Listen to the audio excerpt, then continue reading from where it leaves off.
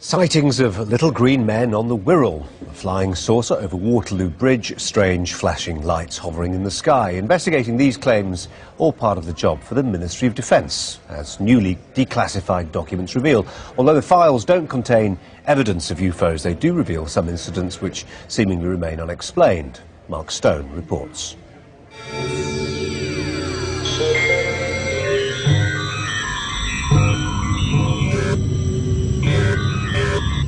For decades, we've spotted, we've wondered, we've laughed, and most of us have dismissed the UFO. One organisation, though, hasn't. Our very own Ministry of Defence. It's no secret that behind these windows the MOD has logged possible UFO sightings. Those logs, though, have been highly classified until now. These are the real X-Files, available for all to see. Thousands of pages, each one a possible UFO sighting, and each one deemed serious enough to be investigated. And for that reason alone, say the ufologists, they should have been released years ago. I've been battling for around 10 years to persuade them to do so on the grounds that basically they hold this stuff. As long as it's deemed to be secret, people will assume that they've got something to hide. They range from the ridiculous to the convincing. This, complete with picture, the story of a man claiming to have been abducted by an alien spacecraft. And yes, the MOD investigated, briefly. But this one was made by an airline pilot, someone trained to recognize other aircraft. He recalls an unidentified object pass close to port side of aircraft. Possibilities considered: asteroid, returning space debris, or missile.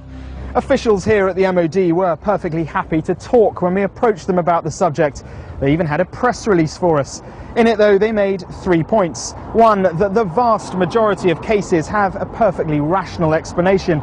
Two, that they only ever investigate them to establish whether or not enemy aircraft could be in our airspace. And three, that they have no interest at all in extraterrestrial life. The message from this former defence minister, though: forget the conspiracies. I think it would allay a lot of people's fears if they understood just what there was in these files. You know, lots of curiosities, but nothing which suggests that little green men are running around Hampstead Heath or something like this.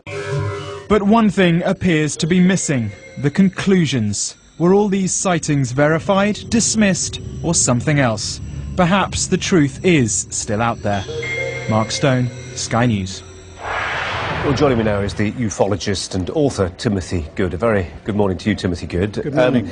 I suppose the problem is with keeping an open mind that sometimes your mind can be so open your brains fall out. There is that, yes. But absolutely. What ought we then to make of these findings, these declassified documents? Well, I've trawled through most of them, and I've yet to come across anything top secret or even secret. I may be wrong about the latter, but certainly nothing top secret has been declassified, and the classification level of all those documents is extremely low, so they're not the Ministry's X-Files, and there are many other branches which have dealt with this subject: Royal Naval Intelligence, Air Force Intelligence, Counterintelligence, Army Intelligence, GCHQ, MI6 and so forth. But we're not going to see those documents. But all those organisations, staffed by many thousands of people at different levels of the hierarchy, it's surely absolutely, utterly inconceivable that were any hard evidence found by those agencies, it would not have leaked out. That's human nature.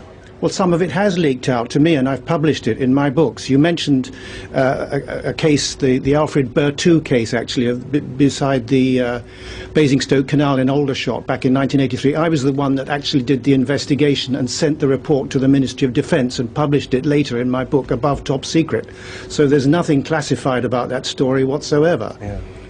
I mean, isn't the problem that a lot of these things do get investigated, and if not actively perpetrated by hoaxsters, then they're simply misidentified. I mean, for instance, one of them, the document reveals, on the 21st of February 1982, a group of customers and staff at a Tunbridge Wells pub reported an unknown object with green and red flashing lights seen heading in the direction of Gatwick Airport. Of course. So some people in a pub see what probably is a plane going to Gatwick. Absolutely, and 95% of all UFO reports are explainable, just like that one is. But the subject is extremely sensitive. I can prove, and I have proven in top secret documents, you can read it in my latest book, Need to Know, UFOs, the Military Intelligence, that since the 1940s, the subject has been considered more sensitive than the hydrogen bomb, and it was classified much higher than the hydrogen bomb in 1950. So we're obviously dealing with something very sensitive, and information is continuing to be withheld in the interests of national and international security, and in many cases I agree with that policy. Timothy Good, thanks very much. Thank you. And former Ministry of Defence UFO expert Nick Pope will be a guest on Martin Stanford's new online programme, Sky News Unplugged it's called. Starts today at 12:45 p.m. Be available live on sky.com/news, on the live events page, and also on Sky News Active.